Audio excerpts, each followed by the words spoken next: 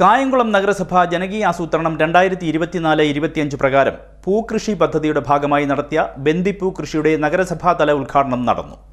18-ാം വാർഡിലെ ഐക്കര ഭാഗത്തും കൃഷി ചെയ്ത സ്ഥലത്തും നഗരസഭാ ചെയർപേഴ്സൺ പി ശശികല വിളവെടുപ്പ് ഉദ്ഘാടനം നിർവഹിച്ചു.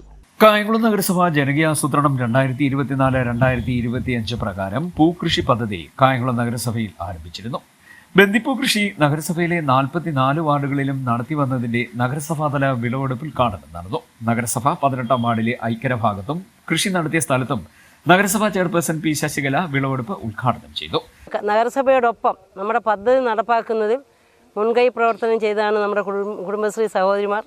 തീർച്ചയായിട്ടും ഇത് നല്ല നിലയിലുള്ള പൂക്കളെല്ലാം ഉണ്ട്. നമുക്ക് ഈ പൂക്കൾ കാണുമ്പോൾ കണ്ണിന് തന്നെ നല്ലൊരു കുളിർമയുണ്ട്. അടുത്ത പ്രാവശ്യം കുടുംബശ്രീ അംഗങ്ങൾ കൂടുതൽ മേഖലയിലേക്ക് ഈ ചെണ്ടുമല്ലി പൂ കൃഷി നടത്തട്ടെ.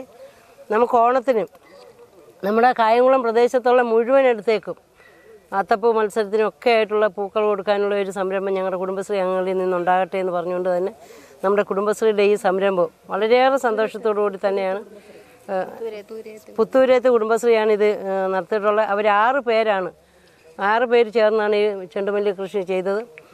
ഇവിടെ നമുക്ക് മനോഹരമായിട്ട് തന്നെ നടത്തിയിട്ടുണ്ട്. തീർച്ചയായിട്ടും അടുത്ത പ്രാവശ്യം അവർക്ക് കൂടുതൽ വിളവുണ്ടാകട്ടെ എന്ന് ആശംസിച്ചുകൊണ്ട് തന്നെ കായംകുളം നഗരസഭയുടെ ഓണാശംസകൾ അറിയിച്ചുകൊണ്ട് തന്നെ ഞാൻ എൻ്റെ വാക്കുകൾ നിർത്തുന്നു.